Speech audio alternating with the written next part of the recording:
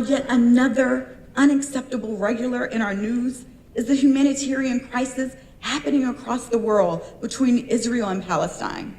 Nowhere, I repeat, nowhere in the world should children be dying of starvation or forced to live in the conditions that the people of Gaza have had to endure. That too is unacceptable.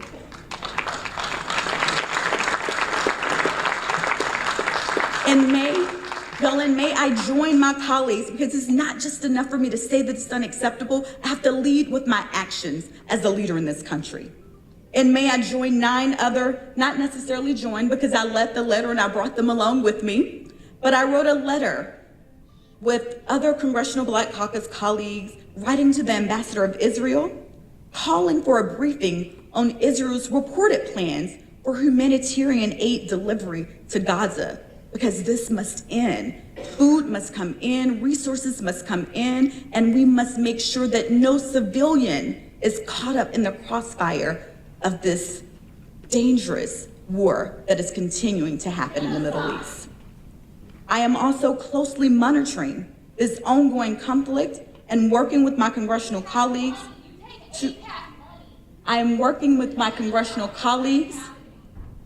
Everybody deserves to be heard, and we will have a Q&A.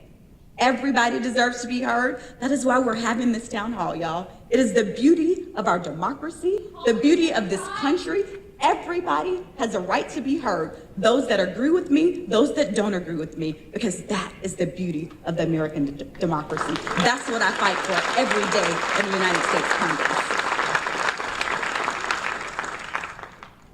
I am continuing to monitor the ongoing conflict and work with my colleagues to ensure to the best of our ability that the relief so badly needed is actually getting into the hands of the children and families, the civilians living in Palestine.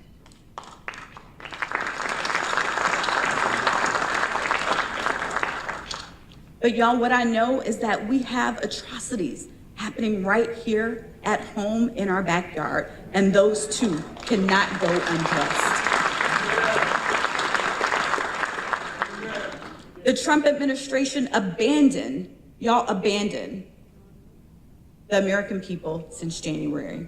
Because not only is this administration standing by as the people of Gaza face atrocities, but this billionaire bailout bill, whatever they want to call it, but we know what happened with this bill, it will leave millions of Americans with less while giving a handful of billionaire donors a whole lot more. And that too is unacceptable right here in America.